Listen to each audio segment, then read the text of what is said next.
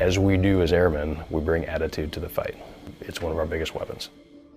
Just the fact that they get out there and give it their all every single day in austere conditions in some cases is really important. It's important that they not only provide air power and deliver air power across this theater that's reliable, that our joint partners rely on. It's also important that they defend the NATO alliance, and they're a big part of that defense, whether they're forward on the eastern flank right now or whether they're in their main operating bases.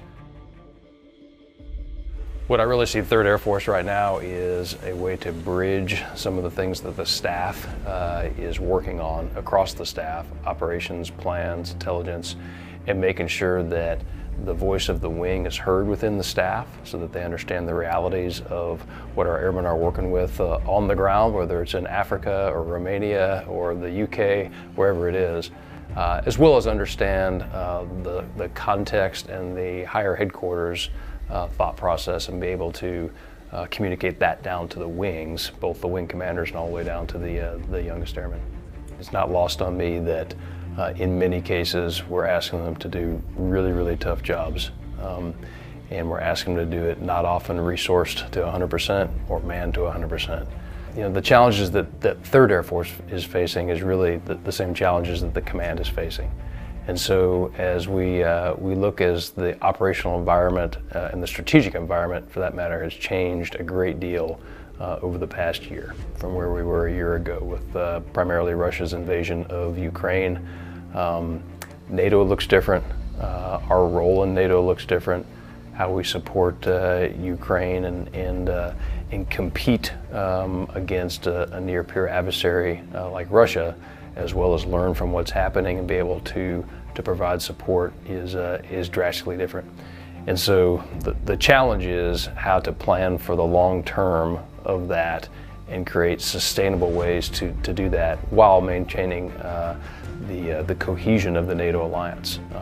You know, that's not something we take lightly. Certainly here, that cohesion happens at grassroots level with our airmen, whether that's training exercises, whether that's interoperability, or whether that's real-world ops. And so that's the challenge, is to continue that. One of the challenges that is for the most part in the rearview mirror is the impact of COVID. And I think that we're still feeling the impacts of that, you know, as we drew down a lot of those interactions, a lot of those exercises over the past couple of years.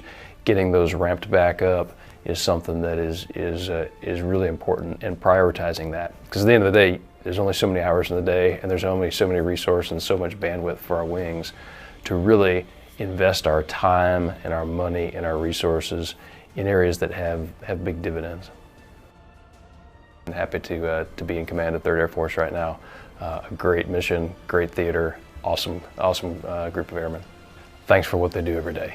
You know, thank their families as well, because I know that it's tough to live overseas, and in a lot of cases, especially on the AFRICOM side, these are deployed airmen from across our Air Force that are in austere locations away from their families. And so to pass my thanks on to their families as well for every bit that they do.